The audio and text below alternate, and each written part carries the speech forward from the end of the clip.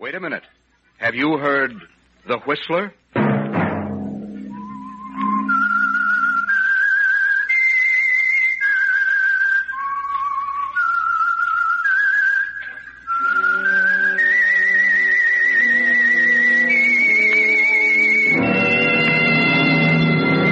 I am the Whistler, and I know many things, for I walk by night. I know many strange tales hidden in the hearts of men and women who have stepped into the shadows. Yes, I know the nameless terrors of which they dare not speak.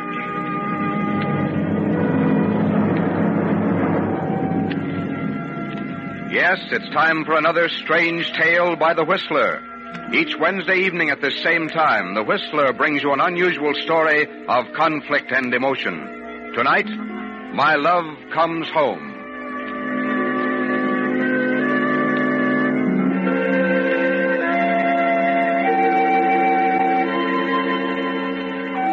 There's a man who sits at the bar of a waterfront saloon in New England tonight. A man you'd pass on the street and never notice. Unmarried, 45, a truck driver by profession. Ordinary except for one extraordinary fact. He has held the lives of 3 people in the palm of his hand. How will it be, Eddie? Yeah, beer, I guess. Right. Hey, give me that paper over there, will you? Hey, sure. It's full of that murder case in New Bedford. Here's your beer. Yeah, thanks. Smooth trip tonight? Yeah. No traffic, no nothing. You know, if there's one gripe I got about my job, that's it. Yeah, what? Nothing ever happens.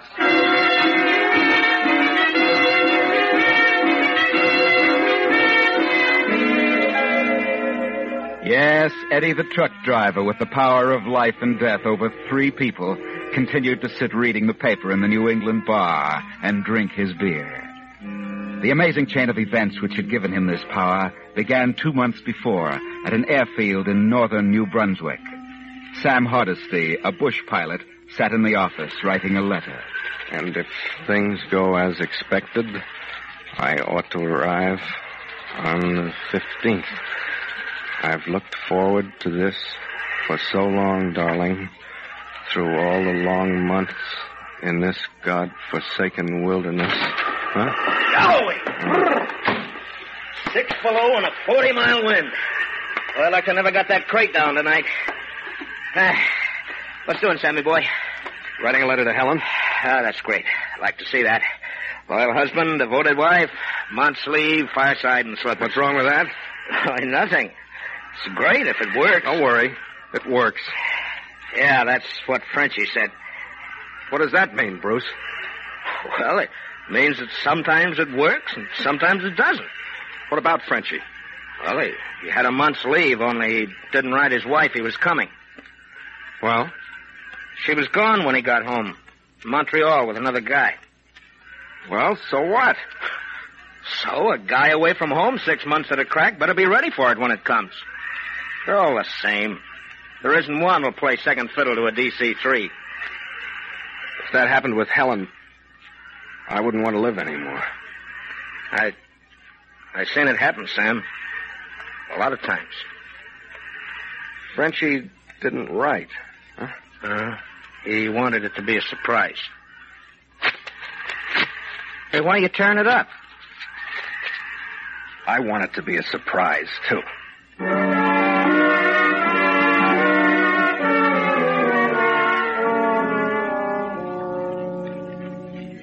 Well, all I know, Mr. Hardesty, is that she closed the apartment. Said she was leaving New York for a month or so. Going to Cape Cod. Cape Cod in the middle of winter? A little town called Oyster Cove. She's taken landscape lessons from an artist up there. I think you remember him. Jeff Christie? Yeah. I remember him.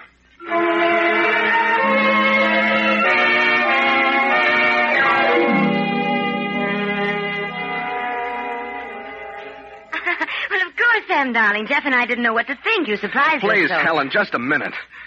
Well, Sam, dear, you've acted so strangely ever since you got in this afternoon. Helen, this is the first minute we've had alone. Helen, it's not like it was, is it? What are you talking about? Like it was a couple of years ago, when you'd look up at me with your eyes full of it. Well, Sam, Yeah, before you got interested in art. When we made a lot of plans about me going to Canada for the money and you saving it for me down here so we could get a real start. I won't listen to this, Sam. Helen, why are you here? I told you I'm learning to paint landscapes. And it makes no difference to me whether or not you choose to believe it.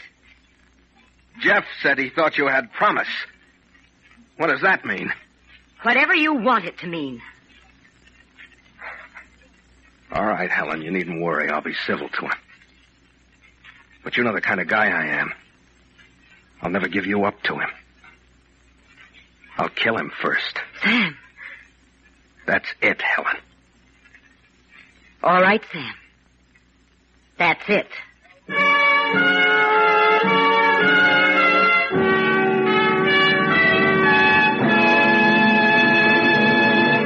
With the prologue of My Love Comes Home, CBS brings you another strange tale by The Whistler.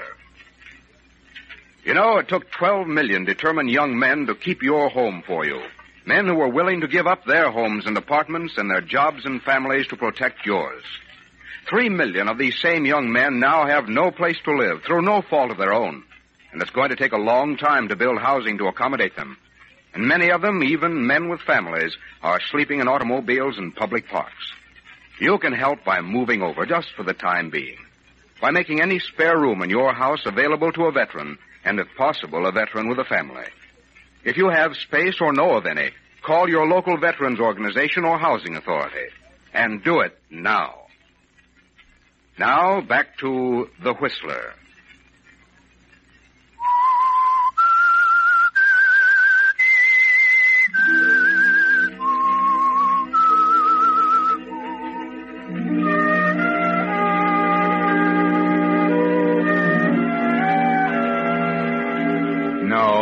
Nothing ever happens to Eddie, the truck driver, sitting at the bar at Plymouth reading his paper. Eddie, the truck driver, the man who held the lives of 3 people in the palm of his hand.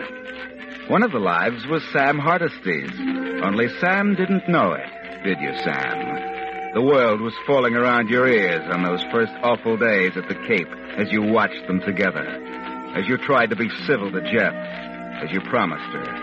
As you struggled to ignore the tension that mounted in the strained silences that came so often, making you remember what Bruce told you before you left New Brunswick. They're all the same. I've seen it happen, Sam, a lot of times. Yes, Sam. The first 2 days were almost unbearable. And on the 3rd day, when they left for the point, you couldn't stand the silence and spent the afternoon in a bar in the village, alone. But they were at home that night when you returned, having cocktails. And there was nothing to do but join them. How about another, Sam? I don't know. I was drinking this afternoon. My head's kind of thick. Maybe I better skip it. Not backing out, are you, Sam? No, Jeff. Not backing out. Well, come on, Sam, darling. Join in. The shaker's full, Jeff. Pour him another martini. Sure. The last one tasted a little weird. Well, hard to get good vermouth these days. Here you are. You having one? Not this round. Helen? No, thanks, Sam. Okay, I'll drink alone. Skull? Show Sam what you accomplished today, Helen. Oh, Jeff, I don't want him to see it until it's finished. Oh, come on now. Don't be modest. Well, I still think it's a mistake to show it to him now. She's a pretty remarkable girl, Sam. Yeah. We seem to agree on that. There you are. The harbor looking back from the point. And I've never seen a beginner handle the ocean like that. You see, Sam, I do accomplish things while you're gone. I never said you didn't. Yes. She does get things done while you're away for 6 months at a crack. Playing tag with the Eskimos. Forgetting all about her. Who says I forgot about her? I'm sorry. Here, let me fill your glass. There you are. What did you do today, Sam? Nothing much. Took a walk around, met some of the natives. There's nothing like a native or two to put a guy in touch. Well, Cape Cod isn't much in the winter. Hardly anyone around. The old reliables are here. It's surprising what a guy can learn. Sitting around in the general store, listening to the gossip. A guy can lose track of things. There's nothing but a DC-3 to shoot the breeze with. 6 months makes a lot of... What's the matter, darling? Nothing. Nothing's wrong. Fit as a fiddle, aren't you, Sam? Sure. Have another martini. Yes, do you think you'd better? Sure, give me another martini. Near the pickup. Got the shaker right here. Fill it up. Yes. He's all right. Here, Sam, I'll fill your glass. Fill it up. Have another. Fill it up. Fill your glass. Fill it up. And the last thing you remember, Sam, is drinking that martini. Things begin to fade right after that. Helen and Jeff receding into the purple clouds closing around you. The next thing is the water. Ice-cold water biting through your body. You're struggling to get to the surface. Then, air. Great lungfuls of it. And the feel of something solid to hold on to. Bridge. That's this bridge. What happened? What? I remember. I better hold on for a while. Rest.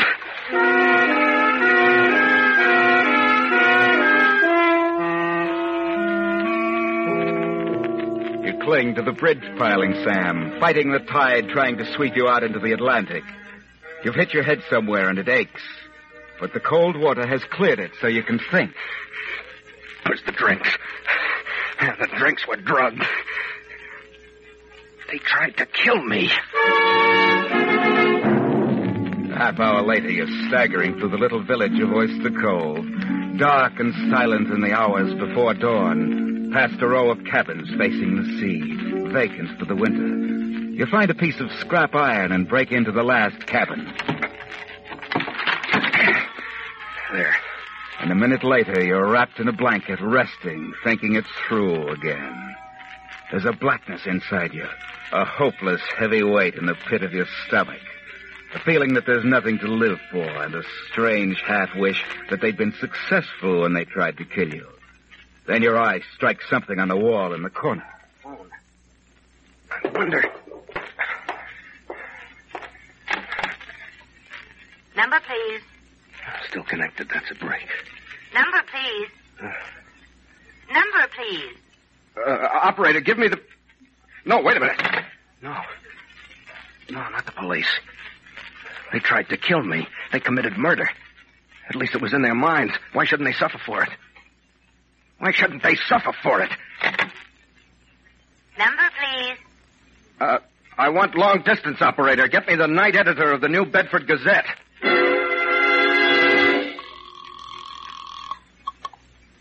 Night editor's desk. I got a story for you. Who's this? Oh, there are reasons why I can't tell you. You got your book? Yeah. Put this down. Sam Hardesty, a pilot for North Canada Airlines, was murdered tonight. Wait a minute. Put it down. You can check it tomorrow. Okay. Go on. He was drugged and hit on the head. His body tossed into Oyster Cove Inlet from the bridge at 2 this morning. Yeah? That's all.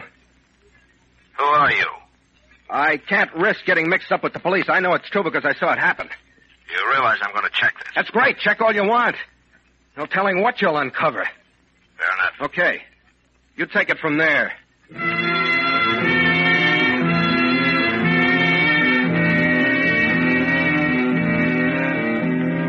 Yes, Sam. There's a way to make them suffer for the crime they committed in their minds. It wasn't their fault you didn't die, that the drugged liquor wasn't enough, and the cold water of the inlet brought you back in time to save yourself. You examine the cabin carefully. The electricity is on. There's plenty of canned food and a radio, wooden shutters over the windows for privacy. There's nothing to do now but wait, Sam. Things will begin to happen in a matter of hours. The first thing, of course, will be a curious representative of the New Bradford District Attorney's Office dropping in to see Helen. You've got to understand, Lieutenant. I tell you I don't know any more about it than you do. Wait a minute, Mrs. Hardesty. I'm not accusing you of anything. I'm aware of that. Oh, you act as if I were. Now, you say your husband had taken too much to drink. Yes. We left him alone in the living room for a moment. We? Jeff and I. I mean Mr. Christie. We only left him for a few minutes. Then I called to Sam, and there was no answer. He was gone. We took the car and looked for him. And you couldn't find him? That's right. He's a pilot, huh? Away from home for long periods? Yes. Canada. I see. Keep us informed of your whereabouts, Mrs. Hardesty. We might want to get in touch with you later.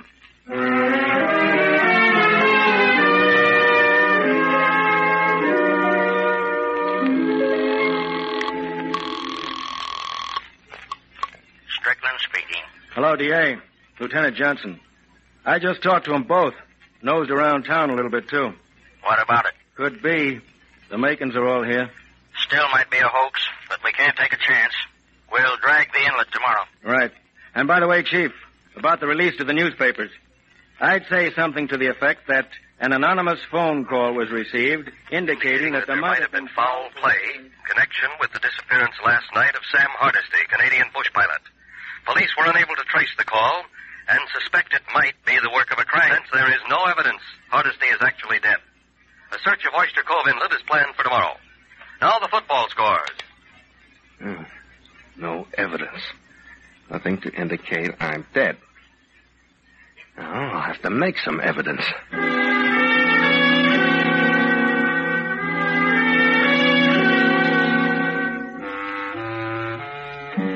No evidence, Sam. It might be the work of a crank. You lean back and think. No evidence.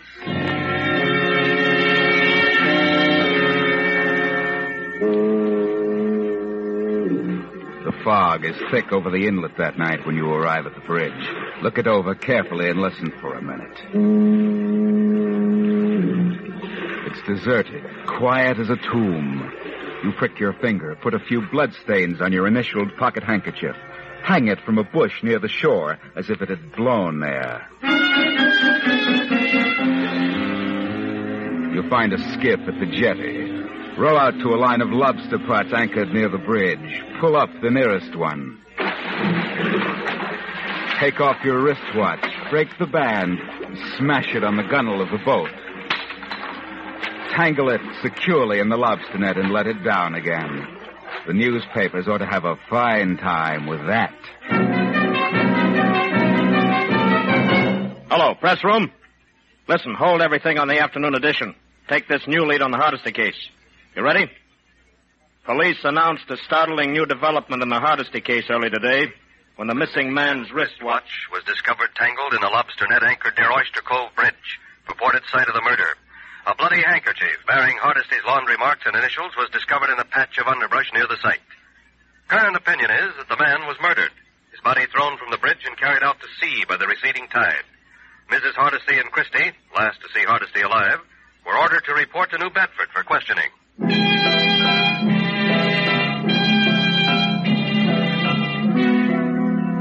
Well, they're playing right into your hands, aren't they, Sam? Now, one more thing. One more ought to do it.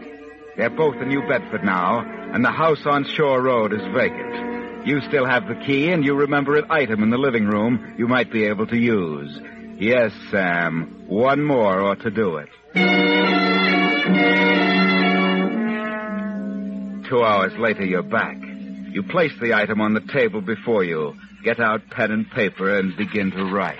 Dear Al, I'm writing you this letter because you're my brother, and the only one I can turn to now. Helen is in love with Jeff. She insists on a divorce.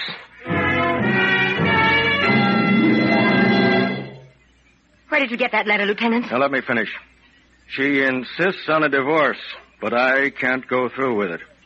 I know if I don't, they'll do anything, even kill me. That's all. You never finished it. Tell me, where did you get it? It was stuck between the pages of a book you took out of the Oyster Cove rental library last week. This lady just brought it in. Why, I never returned the book. What about that, Miss Foss? It was returned through the slot in the door. I found it on the floor when I arrived this morning. I told you he's still alive.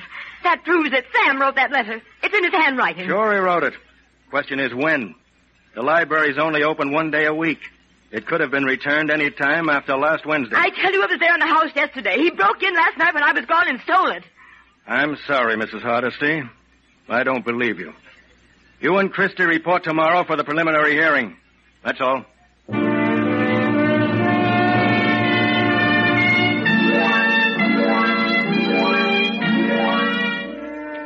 Well, Sam, it took just 4 days to do it. You ought to be satisfied now with Helen and Jeff facing a murder charge. You tell yourself over and over, 10 times, 100 times, that it's right, that they committed murder in their minds, that they must suffer the consequences.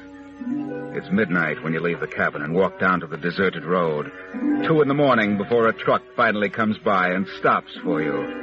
The driver's name is Eddie, and you wish he wouldn't talk so much. But you haven't any choice, and he's going in the right direction. North, towards Canada. Yeah, sorry to take you out of your way, pal. Gotta pick up a load of fish at Stillport. Of course, you're lucky to get a ride at all this time of night. Yeah, I suppose I am. Where are we now? Well, them lights up ahead of the airfield. 10 miles from there to Stillport. You can get back on the track up at Plymouth. Back on the track? Yeah, to Canada. Huh? What made you think I was going to Canada? Well, that's where you was going the other night. What other night? Hey, what's the matter, you pal? Tell me, what other night? Well, let me see. The last time I come through, Friday. What happened Friday? I picked you up just like tonight. I thought you knew. Oh, sure. I'm a dunce. I should have known. What? You couldn't remember anything. You're as drunk as a skunk. Standing in the middle of the road and waving your arms. Listen, Eddie, this is important. Huh? Where did you pick me up? Just outside Oyster Cove, about 2 a.m. You changed your mind about Canada, though. I had to let you out. Where did you let me out, Eddie? At the bridge. At the airport over there? Yeah. Stop, let me out. Huh? Again? Stop, I said! Okay, pal. You're the doctor.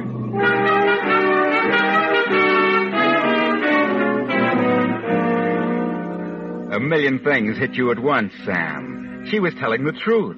Everything Helen said was the truth. And in 4 hours, she'll stand up at the hearing and be charged with your murder.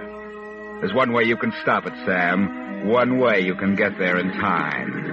There's a plane warming up on the airstrip, and you stand in the shadows watching as the pilot gets out and walks across the field to the hangar, where a mechanic in grimy overalls stands in the circle of light, leaning against the door. Quietly, you move toward the plane on the far side.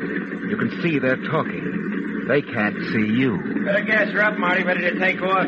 Plenty of gas in her. I checked the indicator. Better check the tank. Indicator went on the blink this morning. Only about 5 minutes gas, but... Holy cow, somebody's taking it off!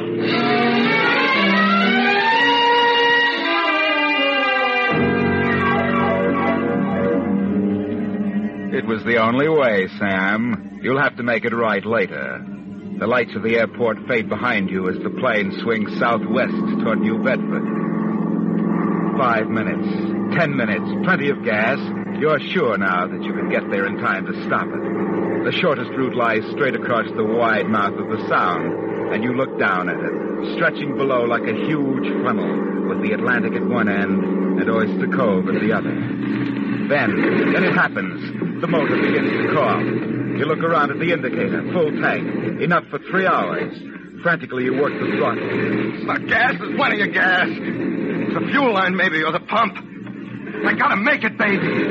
Don't let me down now. The motor dies. The nose goes down. Nothing under you but water. Nothing within gliding range.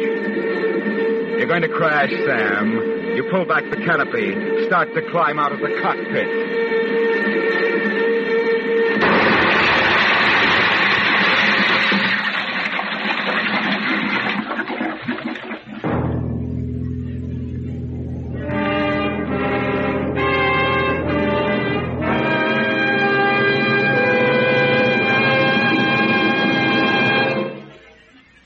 The Whistler will return in just a moment with the strange ending of tonight's story.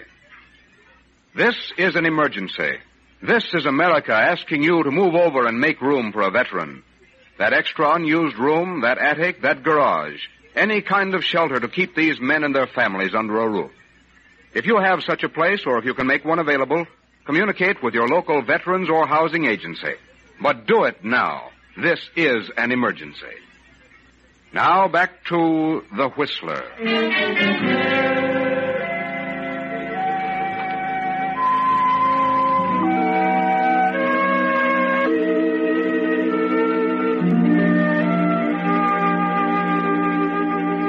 was a long 6 weeks, but Helen and Jeff were hopeful.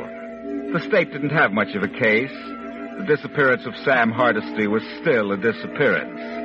In spite of the bits of incriminating evidence that came from nowhere, in spite of the gossip in Oyster Cove. Yes, Helen and Jeff were hopeful.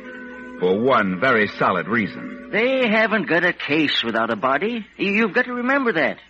I've been a lawyer for 20 years, and I've yet to see a conviction where they... There's a call for you, Mr. Madsen.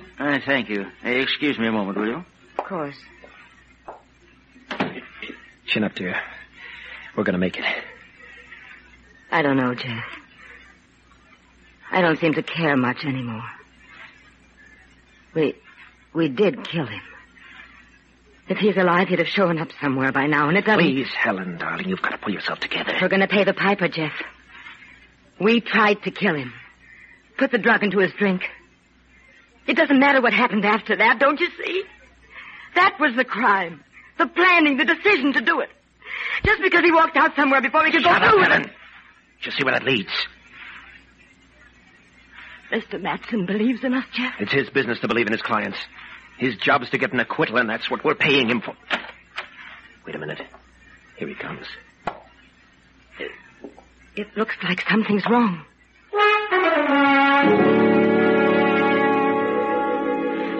Yes, Eddie the truck driver, the man who held the lives of 3 people in the palm of his hand, sits in a New England bar tonight, reading the paper, drinking his beer.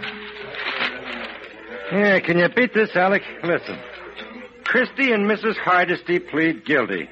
Throw selves on mercy of court when husband's body found at Oyster Cove Bridge. Yeah, the guy was a flyer, wasn't he? Yeah, flyer. You know, funny thing happened to me. About 6 weeks ago, I picked up a flyer down in that section.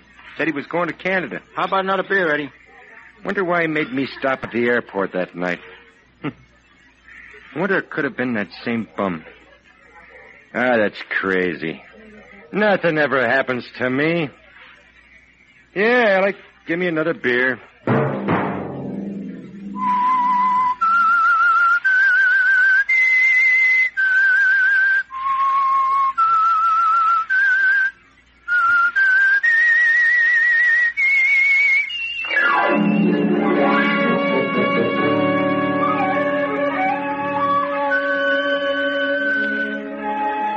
Next Wednesday at this same time, the Whistler will return with the story of Leora and Kent, of the blind rage which ended in murder on the 10th floor of a New York apartment, and of the terror which gripped them as they tried to find a way out. The strange story, Panic. Featured in tonight's production were Elliot Lewis and Ann Stone. This program is a featured production of the Columbia Broadcasting System and was directed by George W. Allen, with tonight's story by Harold Swanton, music by Wilbur Hatch. The Whistler is transmitted to our troops overseas by the Armed Forces Radio Service.